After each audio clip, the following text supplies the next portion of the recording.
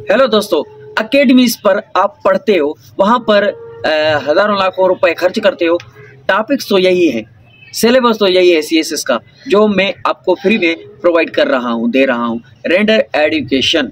तो सबसे पहले आज का हमारा टॉपिक है इकोनॉमिक सिस्टम ऑफ इस्लाम। इस्लाम में इकोनॉमिक सिस्टम कैसा है, पैसे की लेन देन इस्लाम में कैसे है, कमाई कैसे करनी चाहिए, खर्चा कैसे करना चाहिए, कैसे सोसाइटी में, अपने घर में, बाहर पैसे का सारा जो निज़ाम है, एक इंसान को कमाना है, खर्च करना है, कहाँ पर किस तरह से, वो सब कुछ इस लेक्चर में आपको सारा इकोनॉमिक सिस्टम इस्लामी समझाऊंगा। ये सिर्फ सीएसएस एस्पायरेंट नहीं, हर मुसलमान को समझना ज़रूरी है। ये लेक्चर देखें। तो उसके बाद जो डेली क्वेश्चन एक सोल्व करता हूँ, तो ये भी आज का क्वेश्चन है। क्वेश्चन में लिखा हुआ है the explain the fundamental principle of Islamic system in the light of Quran and Sunnah and Hadith. अब यहाँ पर इस क्वेश्चन को रखते हैं हम। ये 10 पॉइंट जो आपके सामने आ रहे हैं, ये डिस्कस करेंगे। इसमें इन 10 पॉइंट को डिस्कस करने के बाद ये क्वेश्चन जो मैंने अभी पढ़ा, ये आप सोल्व कर देंगे 100%। तो चलो लेक्चर को शुरू करते हैं। सबसे पहले इकोनॉमिक सिस्टम इस्लाम में, इसकी मीनिंग देखते हैं क्या है। मीनिंग एंड डेफिनेशन होती है हर टॉपिक की सबसे पहले, ठीक है। तो मैं पढ़ता जाऊंगा और इंग्लिश में आपके सामने होगा, तो आप बहुत करते जाएं। तो ये 10 पॉइंट एक एक करके डिस्कस करूंगा बहुत ही अच्छे तरीके से और सिंपल तरीके से। जहां पर पेपर में रेफरेंस दिया जाता है, वहां पर रेफरेंस कुरान और हदीस से देखकर भी दिखाऊंगा, बताता जाऊंगा। आप लिखते हैं, नोट करते जाएं, यही चीज़ है। अगर इससे अलावा किसी भी अकेडमी पर पढ़ते हो, ये चेक करा वहां से, फिर मुझे कहना। तो देख, नंबर 1 पॉइंट है मीनिंग, ठीक है। इस्लामिक इकोनॉमिक सिस्टम वो निज़ाम है जिसमें इंसान अपनी कमाई, खर्च और माल का इस्तेमाल अल्लाह के हुक्म के मुताबिक करे। इकोनॉमिक सिस्टम इस्लाम का इस तरह से है कि अल्लाह के हुक्म के मुताबिक अपनी कमाई करें, खर्चा करें और माल जमा करें। ये सब कुछ अल्लाह की बताए हुए रास्ते पर करें, हराम हलाल में फ़र्क जाने। तो ये मैं पढ़ता जाऊंगा, पॉइंट्स आपको समझती जाना है, क्या क्या हलाल है, क्या क्या हराम है, क्या सही है, क्या गलत है, आपको सब कुछ पता चल जाएगा इस लेक्चर में, ठीक है। इसका मकसद सिर्फ पैसा कमाना नहीं, बल्कि इंसाफ, बराबरी, इखलाकियात पैदा करती है, ठीक है। ये लफ्ज़ सेंटेंस है, आप नोट करते जाएं, आपको समझ में इकोनॉमिक सिस्टम आ जाएगा। समझे, इस्लाम कहता है कि असल माल अल्लाह का है। हमारी जो दौलत है, हमारी जो बैंक है, हमारी जो प्रॉपर्टी है, ये सब कुछ किसका है? अल्लाह का है। हम सिर्फ नाम के हैं और ये हम इंसान सिर्फ अमानतदार है, ये लिखा गया है, ठीक है। इसलिए इंसान को चाहिए कि वो हलाल तरीके से कमाए और अपने माल को फ़ायदेमंद और अच्छे कामों में लगाए, ठीक है। ये लिखा हुआ है। इस निज़ाम का मकसद ये है कि जुल्म, गुर्बत और नाइंसाफ़ी को ख़त्म करना, ठीक है।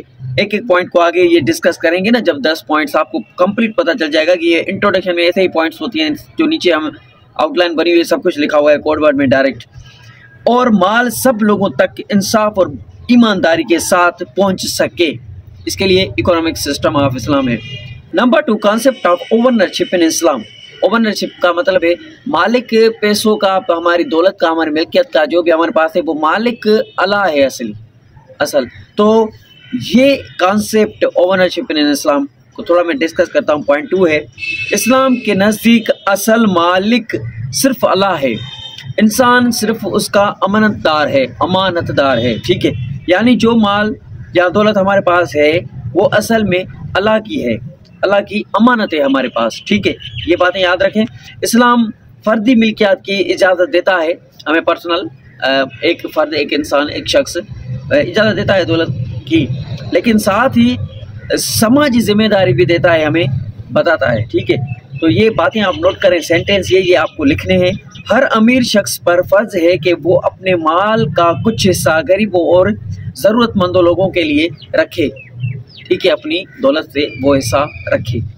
ये कॉन्सेप्ट है ओनरशिप का, अल्लाह ताला का, क्योंकि मालिक वो है, तो वो अपने हिसाब से कुरान पाक में जो लिखा हुआ है, बहुत चीज़ें आपको बतानी चाहिए। इस्लामी सिस्टम किस तरह से, इसमें आपको पता चल जाएगा।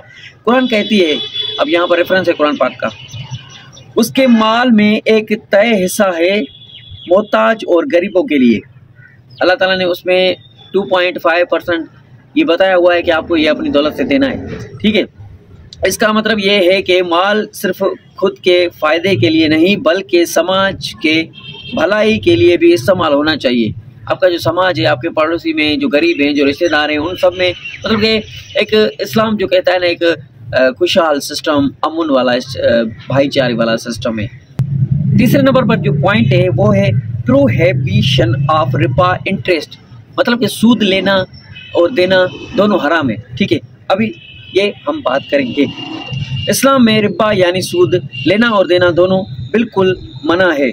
ये इस्लामी माशी, इंग्लिश में आपके सामने लिखा हुआ है। इस्लामी माशी निज़ाम की बुनियाद तालीमात में से एक है। इस्लामी जो तालीमात है उनमें से ये भी एक आपको इल्म है, तालीम मिलती है कि इस्लामी system complete code of life है इस्लाम। उसके लिए हर पॉइंट, हर चीज़ आपको ज़िंदगी की इसमें मिलती है। कंप्लीट कोड ऑफ लाइफ इसके लिए इस्लाम को कहा जाता है। ज़िंदगी के हर प्रॉब्लम का सॉल्यूशन उसमें मौजूद है, कुरान में, सुन्नत में, हदीस में।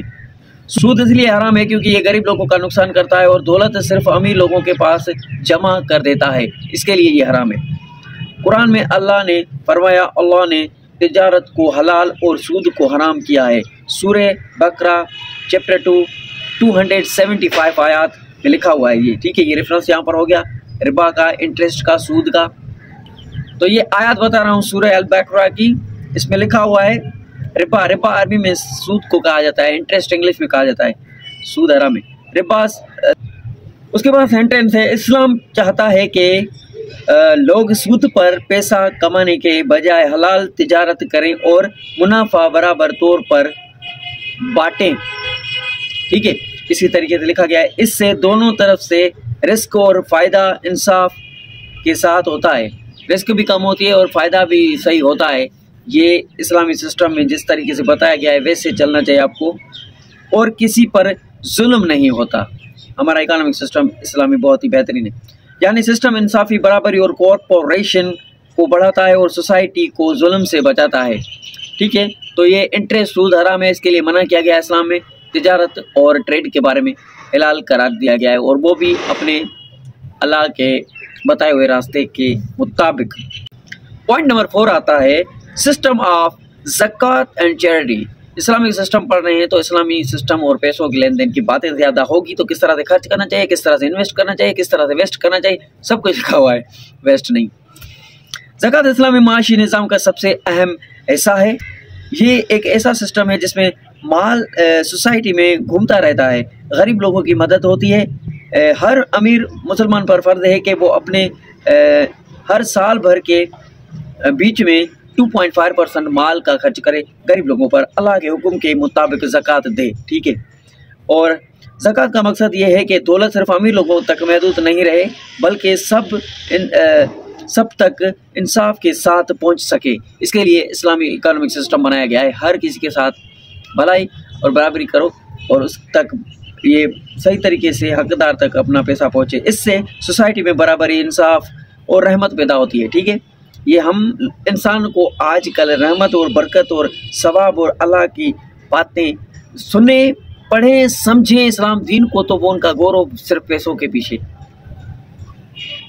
इससे सोसाइटी में बराबरी और इंसाफ, रहमत पैदा होती है। ज़कात का साथ इस्लाम में सदका और वक़्फ़ जैसे इख्तियारी वॉलंटरी सिस्टम भी हैं, जैसे गरीब लोगों की मदद और समाजी भलाई होती है। समाजी भलाई आजकल कौन करना चाहता है, हाथ ऊपर करे, कमेंट करें। ये सिस्टम सिर्फ गुर्बत कम नहीं करता बल्कि लोगों में एकता, मोहब्बत और भाईचारा भी बढ़ाता है। ठीक है, समझ गए आप। तो ये पॉइंट नंबर 4 में हमने सिस्टम, ज़कात और चैरिटी के बारे में बोला कि सिस्टम में, ये इकोनॉमिक सिस्टम में ज़कात और चैरिटी करनी चाहिए हर मुसलमान को। ज़कात वाले लेक्चर में आपने देखा होगा, सीएसएस का सिलेबस कंप्लीट करते जा रहे हैं। पॉइंट नंबर 5 में आता है हलाल अर्निंग एंड बिजनेस एथिक्स। ये कहा गया है कि हलाल कमाई करें और बिजनेस किस तरह से करना चाहिए वो तरीका बताया गया है, एथिक्स तरीके से, इखलाकी तरीके से, इस्लामी तरीके से। इस्लामी माशी निज़ाम हलाल कमाई पर मुबनी है। मुबनी है मतलब कि बेस है, उस पर बुनियाद रखी गई है हलाल कमाई पर। इस्लाम हमेशा ये सिखाता है कि पैसा सिर्फ हलाल तरीके से कमाओ।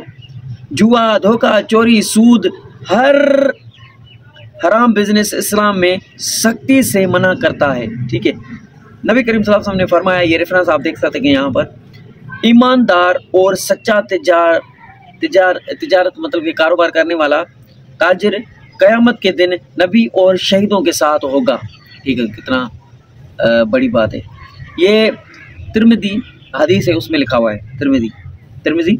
बिजनेस में ईमानदारी, रजामंदी और ट्रांसपेरेंसी बहुत ज़रूरी है। अगर आप किसी के साथ बिजनेस कर रहे हैं तो उसके साथ आपका ट्रस्ट अच्छा बना हुआ हो, उसके साथ भी अच्छा चलें, अपने आप को भी मतलब कि इस नबी करीम सल्लल्लाहु अलैहि वसल्लम को जहन में और इस्लाम को, कुरान पाक को जहन में, अल्लाह को हाज़िर नाज़िर करके सच्चाई और ईमानदारी से काम करें। हर फील्ड में, हर इंसान, हर घर में 5 लोग हैं तो 5 लोग ही अल्लाह को फॉलो करेंगे तो सारा सिस्टम बना रहेगा। सिर्फ एक फॉलो करेगा, 4 नहीं करेंगे तो फिर भी गड़बड़ी, फिर वो भी खराब हो जाएगा एक भी। तो उसके बाद आता है हलाल कमाई से इंसान के माल में बरकत आती है और दिल को सुकून मिलता है। नेचुरल तौर पर ये होता है, करके देखो। लेकिन हराम कमाई से नाइंसाफ़ी, फसाद और बरकत ख़त्म हो जाती है। नाइंसाफ़ी बढ़ जाती है, फसाद हो जाते हैं, क्राइम, चोरी, बहुत से इलीगल काम हो जाते हैं। अगर पैसा ख़त्म हो जाए किसी का तो वो इलीगल काम करने लगता है। अगर अमीर वो सोसाइटी में, पड़ोस में जो गरीब देखे कोई भूखा ना सोए, उनका ख्याल करना है, उनके पास ज़कात, उनके पास पैसा, जितना इस्लाम में बताया गया है उसी तरीके से। ज़्यादा सर पर भी किसी को न चढ़ाएं सिस्टम। और ये वक्त ऐसा चल रहा है ना, हम अल्लाह को एक फॉलो करेगा, दूसरे उसका गलत फ़ायदा उठाते हैं। ये बहुत गलत बात है। बरकत भी ख़त्म हो जाती है अगर आप सही तरीके से, हराम की कमाई में बरकत नहीं होती। इस्लामिक बिजनेस एथिक्स का मतलब है, एथिक्स अभी जो लफ्ज़ था वो उसका मकसद ये है कि तिजारत में ट्रस्ट होना चाहिए। आप जिसके साथ कारोबार कर रहे हैं उस पर ट्रस्ट होना चाहिए, इंसाफ़ी होनी चाहिए एक दूसरे के साथ, और इज़्ज़त बढ़ सके ऐसी तिजारत करो, कम ना हो। पैसा मिले, इज़्ज़त मिले ना मिले, कोई दोबारा हमारे पास आए ना आए, शॉप पर, दुकान पर हमारे पास कोई भी डीलिंग करने, ऐसा नहीं करना। आपको इज़्ज़त बरकरार रखनी है। ऐसा करें जैसे लोग आपके पास भागे चले आएँ और सब लोगों फ़ायदा उठा सकें, सब लोगों को फ़ायदा हो। लेकिन मुझे फ़ायदा हो, बाकी बाढ़ में जाए, बाकियों के घर तबाह हो, मिल्कत, प्रॉपर्टी, ये वो सब कुछ उसका बेच दिया जाए, हम खुश हो, बाकी सब बर्बाद। तो ये इस्लाम मना करता है सख्ती से। जो 6 नंबर पर पॉइंट आती है वो है सर्कुलेशन ऑफ वेल्थ। ये मैं आपको सिंपल पहले समझाऊं। अगर कोई अमीर है, उसके पास दौलत है, वो गरीबों में खर्च करेगा, ज़कात देगा, ज़रूरतमंदों को देगा, और वो ऐसे सर्कुलेशन करती है। अल्लाह ताला आपको दे रहा है, आप गरीबों में और आवाम में बांट रहे हैं और अमन कायम करवा रहे हैं, तो ये सर्कुलेशन ऑफ वेल्थ होती है। फिर आपके पास आती रहेगी, बढ़ती रहेगी, ठीक है, कम नहीं होगी, इसमें बरकत होती है। इस्लाम ये सिखाता है कि दौलत सिर्फ अमीर लोगों तक के पास जमा ना करें, ना रहे। अल्लाह ताला कहता है दौलत जो है ना वो सिर्फ अमीर लोगों के पास ना रहे, बल्कि सोसाइटी में सब लोगों तक पहुंचाई जाए, सर्कुलेट होती रहे। कुरान में अल्लाह ने फरमाया, ये रेफरेंस है, ठीक है, ताकि माल सिर्फ अमीर लोगों के दरमियान घूमता ना रहे। सूरह हशर आयत 59.7 में लिखा हुआ है, इस्लाम में ज़कात, सदका, वक़्फ़ और विरासत के कवानीन कानून के मकसद के लिए बनाए गए हैं। ठीक है, ये जो ज़कात, सदका और वक़ाफ़त, ये जो इस्लाम में बनाए गए हैं, ये मकसद इसका ये है कि एक बराबरी का निज़ाम और हर कोई खुश रहे और अमन अल्लाह ताला के करीब करता है, क्योंकि ये मिल्कियत, प्रॉपर्टी, ये दौलत अल्लाह की है, तो ये सर्कुलेशन करती रहे, इसका मेन मकसद ये है। ठीक है, इस्लाम फजूल खर्ची से रोकता है और मॉडरेशन का हुक्म देता है। मॉडरेशन का मतलब है कि इज़्ज़तदार रहें, तरीके से रहें। जब माल इंसाफ के साथ घूमता है तो गुर्बत और नाइंसाफ़ी ख़त्म हो जाती है और सोसाइटी में बरकत और अमन कायम रहता है, आता है। तो ये थी सर्कुलेशन ऑफ वेल्थ। दौलत घूमती रहे अमीरों गरीबों में हर जगह पर, फिर आपकी इंक्रीज़ होगी, डिक्रीज़ नहीं होगी। ये पॉइंट थी। आगे चलते हैं। 7वें नंबर पर पॉइंट आती है सोशल जस्टिस एंड वेलफेयर। इस्लाम माशी निज़ाम का सबसे बड़ा मकसद समाज में इंसाफ़ी है। ठीक है, इस्लाम चाहता है कि हर शख्स, चाहे वो अमीर हो या गरीब हो, इज़्ज़त और बराबरी के साथ ज़िंदगी गुजारे। ठीक है, इज़्ज़त और बराबरी, ये दोनों याद रखना। लफ्ज़ इज़्ज़त, ये सेंटेंस जो मैं बता रहा हूँ ये आप नोट करते जाएं। इस्लाम अनाथ बच्चों, बेवा औरतों और मजदूर लोगों के हुकूक की हिफाजत करता है। हमें भी करनी चाहिए, हमें इस्लाम बताता है। यानी मतलब कि सोसाइटी में सोशल, समाजी जो बातें हो रही हैं उनमें ये हमें करना चाहिए। यानी वजह यह है कि इस्लाम ने ज़कात, सदका और इंसाफ पर मुबनी बेस्ड तिजारत को फ़र्ज़ और पसंदीदा बनाया है। ठीक है, सूद, रिबा और जुल्म जैसे चीज़ें समाज में, ये चीज़ें मौजूद होती हैं। सूद, ज़कात, ये सब कुछ हम समाज में करते हैं, ज़कात भी हम समाज में अपने लोगों को देते हैं, सदका भी करते हैं तो आवाम को लोगों को देते हैं, तिजारत भी करते हैं तो आवाम में लोगों में करते हैं। ये सोशल बातें हैं, सोशल प्रॉब्लम्स होते हैं। सूद भी सोशल होता है, एक किस्म के लोगों में घूमता रहता है हराम। इस्लाम अनाथ बच्चों, बेवा और मजदूर लोगों की हकूक़ की हिफाजत करता है। यानी यही वजह है कि इस्लाम ने ज़कात, सदकात और इंसाफ पर मबनी तिजारत को फ़र्ज और पसंदीदा बनाया है। सूद, रिबा, जुल्म जैसी चीज़ें मना की गई हैं ताकि किसी पर माशी जुल्म ना हो। इसके लिए इस्लामिक सिस्टम इकोनॉमी का बनाया गया है, अल्लाह ताला ने बनाया है। इस्लाम वक़्फ़ और कम्युनिटी मदद जैसे सिस्टम को बढ़ावा देता है ताकि सब लोग फ़ायदा उठा सकें। यानी इस्लामी इकोनॉमिक की बुनियाद इंसाफ और बराबरी पर है, क्योंकि जब तक इंसाफ नहीं होगा असल तरीके से मुमकिन नहीं है कि आपकी ये दौलत हलाल या हराम है। इस सोशल जस्टिस में आता है, समाज में इंसाफ़ी होनी चाहिए, इंसाफ करना चाहिए अमीरों को, और जिनके पास माल है वो करें। 8वें नंबर पर जो पॉइंट आती है वो है balance between individual and society. Society में बैलेंस होना चाहिए और हर एक शख्स में भी बैलेंस होना चाहिए। बैलेंस कहते हैं बराबरी होनी चाहिए। इस्लामिक माशी निज़ाम इंसान की फर्दी मतलब कि एक शख्स की आज़ादी और सोसाइटी के फ़ायदे के बीच परफेक्ट बैलेंस बनाती है। ये बातें नोट करते जाए, समझते हैं। कैपिटलिज्म में सिर्फ फ़र्द की आज़ादी होती है और सोशलिज्म में सिर्फ स्टेट कंट्रोल। इस्लाम में दोनों में मयाना रखा जाता है, दोनों में मयाना रखा जाता है। देखो, कैपिटलिज्म एक अलग इकोनॉमी का सिस्टम है और सोशलिज्म एक अलग निज़ाम है इकोनॉमी का। और हम पढ़ते हैं, अभी जो हमारा लेक्चर है ये इकोनॉमिक सिस्टम पढ़ रहे हैं। कभी हम कैपिटलिज्म को भी पढ़ेंगे अच्छे तरीके से, अलग उनका सिस्टम किस तरह से होता है, कैसे वो पैसों को जमा करते हैं, चलाते हैं। और सोशलिज्म को भी डिस्कस करेंगे कि उसमें क्या होता है। लेकिन इन दोनों से अच्छा और अलग economic system Islamic economic system है। ये आपको यहाँ पर बातें नोट करनी है, ठीक है। इस्लाम प्राइवेट ओनरशिप को अलो करता है, लेकिन इसका गलत इस्तेमाल सोसाइटी में ना हो उसके खिलाफ है इस्लाम, ठीक है। तो प्राइवेट ओनरशिप मतलब कि अपनी प्रॉपर्टी, अपनी दौलत जमा करनी है। इस्लाम में वो अल्लाह ताला कह रहा है जमा करो, बनाओ, है पैसा तो आप कपड़े भी अच्छे पहनो, है पैसा तो आप अच्छा खाओ पियो, मना नहीं करता इस्लाम से, ठीक है। उसके बाद चलते हैं, हर शख्स अपनी कमाई कर सकता है और एंजॉय भी कर सकता है, लिखा गया है, लेकिन उसके साथ समाजी फ़र्ज भी पूरे करने होते हैं अल्लाह के हुक्म के मुताबिक। इस बैलेंस से कंजूसी, जुल्म और मोनोपोली से बचाव होता है। ये बातें आपको नोट करनी है, एक अच्छा सिस्टम है। इस्लाम दोनों पर्सनल मोटिवेशन और पब्लिक इंटरेस्ट को मेंटेन करता है।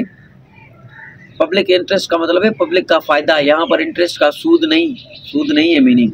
यहाँ पर इंटरेस्ट मतलब कि फ़ायदा आपका जो है पब्लिक का, वो आपको देना है, ज़कात देकर लोगों का फ़ायदा करें, वो मेंटेन करता है। यानी इस निज़ाम को फेयर, सस्टेनेबल और हर इंसान के लिए बैलेंस बनाता है, बैलेंस के बराबर, हर इंसान को बराबर रखता है समाज में, सोसाइटी में। तो ये बैलेंस है, ठीक है।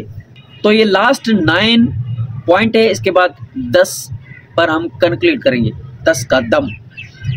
Moral and spiritual foundation. Moral मतलब कि इंसान में एक मोरलिटी आती है, एक अखलाकियात पैदा होती है, और उसके बाद स्पिरिचुअल बेनिफिट होते हैं, मतलब कि रूहानी दिली सुकून मिलता है इंसान को। ये इस्लामी तौर पर चलता है। तो ये कैसे हम बता दें, सेंटेंस आपको बता रहा हूँ, वो लिखना है पेपर में।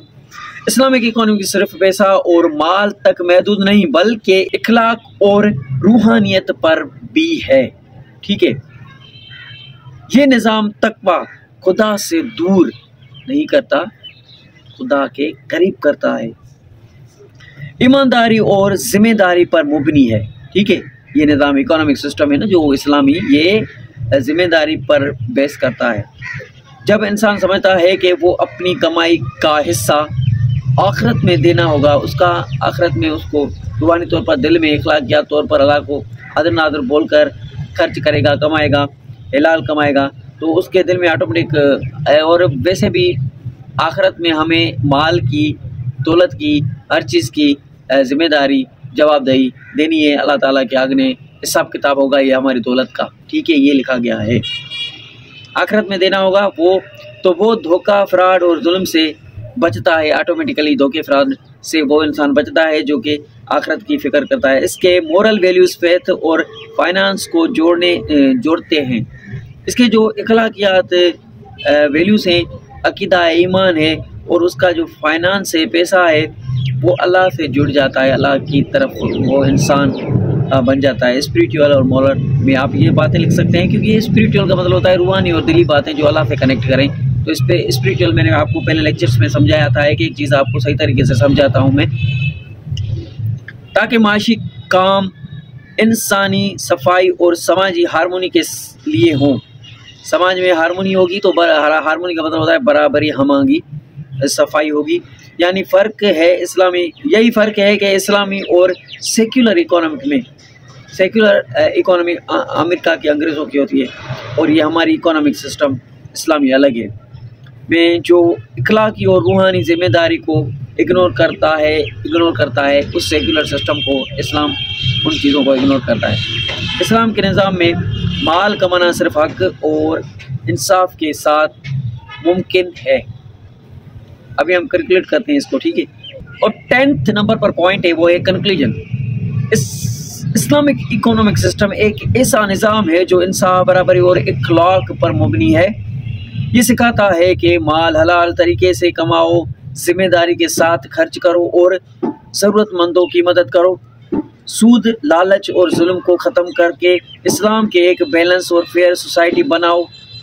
कुरान और सुन्नत में हर चीज़ में हिदायत देती है। हमें कुरान और हदीस सुना हमें हिदायत देती है कि किस तरह से ज़िंदगी गुजारनी चाहिए। कंप्लीट कोड ऑफ लाइफ है। नबी करीम सल्लल्लाहु अलैहि वसल्लम ने हर एक पहलू एस्पेक्ट में बताया हुआ है किस तरह से गुजारनी है ज़िंदगी। इसलिए ये निज़ाम हर ज़माने के लिए रेलिवेंट है। ये फ्यूचर में नबी करीम सल्लल्लाहु अलैहि वसल्लम के दौर में जितना रेलिवेंट और न्यू था कुरान, उतना आज भी है। हम उसमें जो भी अभी न्यू दुनिया अभी जो भी चल रही है, जैसी भी चल रही है, अगर हमें कोई नुकसान है या कोई टेंशन है, सॉल्यूशन नहीं मिला, तो वो कुरान और सुन्नत में उनका सॉल्यूशन मिल जाएगा, फ्यूचर में मिल जाएगा। साइंटिस्ट वहाँ तक पहुँचे ही नहीं जहाँ तक कुरान पाक में लिखा हुआ है। साइंटिस्ट अपनी हद तक पहुँच जाते हैं, इस हद तक पहुँचे और वो कुरान में लिखा हुआ है, और इससे आगे जाएंगे तो वो भी कुरान में लिखा हुआ है, लेकिन उनको पता नहीं। रिसर्च करते रहें, कुरान में वो सब कुछ लिखा है, वो वहाँ तक पहुँच ही नहीं सकते, ठीक है।